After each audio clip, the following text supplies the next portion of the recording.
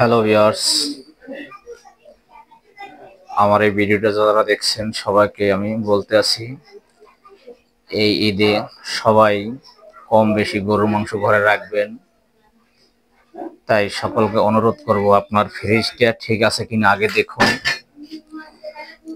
ফ্রিজটা পুরো ঠিক না থাকলে এত কষ্ট করে মাংস আপনি সংগ্রহ করবেন, নষ্ট হয়ে যাবে। তাই ফ্রিজটা, অনেকে আছে ফ্রিজ বন্ধ করে রাখেন, তাদেরকে বলবো ঈদের 2 দিন 1 দিন আগে ফ্রিজটা চালু করবেন বা 3 দিন আগে ফ্রিজটা চালু করবেন। আপনার ফ্রিজটা ভালো আছে কিনা কিভাবে বুঝবেন? এভাবে ফ্রিজের পিছনে হাত দেবেন, হাত দিয়ে দেখবেন গরম কিনা। চালু করার 10 মিনিট পরে বেলা হাত দিয়ে দেখবেন সাইডে গরম কিনা। এবং যদি এবার পিছনে ফ্রিজের জালি থাকে, এভাবে জালিতে হাত দিয়ে দেখবেন জালিটা গরম কিনা। যদি দেখেন জালিটা গরম, তাহলে মনে করবেন আপনার ফ্রিজটা ঠিক আছে। এবং অনেকে মনে করেন ফ্রিজ চলে ভালো, ঠিক আছে, লাইট জ্বলে ফ্রিজের ভিতরে, মনে করেন লাইট জ্বলে মনে হয় ফ্রিজ ঠিক আছে। না, এটা আপনাদের ভুল ধারণা। ফ্রিজে লাইট জ্বলে, লাইন দিলে লাইট জ্বলে, কিন্তু ফ্রিজ ভালো না থাকলেও লাইট জ্বলে। আপনাদেরকে বুঝতে হবে ফ্রিজের ডিপ ঠিক আছে কিনা, ডিপের চতুর সাইডে ঠান্ডা হচ্ছে কিনা। আপনি ফ্রিজটি ভালো করে চেক করে নেবেন আপনার ফ্রিজটি ঠান্ডা হচ্ছে কিনা। আপনি ফ্রিজের দোনো সাইডে হাত দিয়ে দেখবেন দোনো সাইড গরম হয় কিনা। যদি আপনার ফ্রিজের দোনো সাইড গরম না হয়, তো মনে করবেন আপনার ফ্রিজের সমস্যা আছে, ফ্রিজে গ্যাস কমে গেছে বা গ্যাস নাই।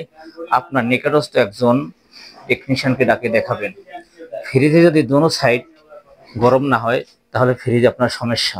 তাহলে ওই ফ্রিজে আপনি মাংস রাখলে আপনার ওই মাংস থাকবে না। হ্যাঁ বন্ধুরা, আসসালামু আলাইকুম। আমার এই কথায় যদি আপনাদের বিন্দু পরিমাণও উপকার আসে থাকে, আমার এই চ্যানেলটি শেয়ার করে দিবেন। এবং যদি পেজ থেকে দেখে থাকেন পেজটি ফলো করে দিবেন, এবং চ্যানেল থেকে দেখে থাকলে চ্যানেলটি সাবস্ক্রাইব করে দেবেন।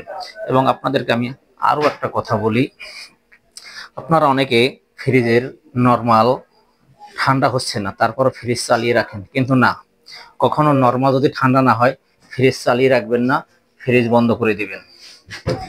এতে করে আপনি ফ্রিজ চালিয়ে রাখলে আপনার ফ্রিজের কম্প্রেসারটি জ্বলে যাবে, ফ্রিজটি অটো হবে না, চলতেই থাকবে।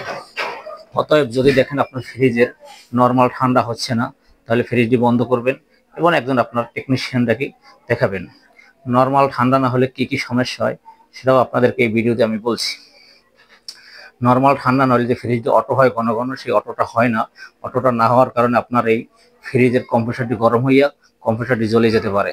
তাই অবশ্যই আপনারা এ ধরনের ঘটনা ঘটার আগে একজন টেকনিশিয়ান দেখাবেন।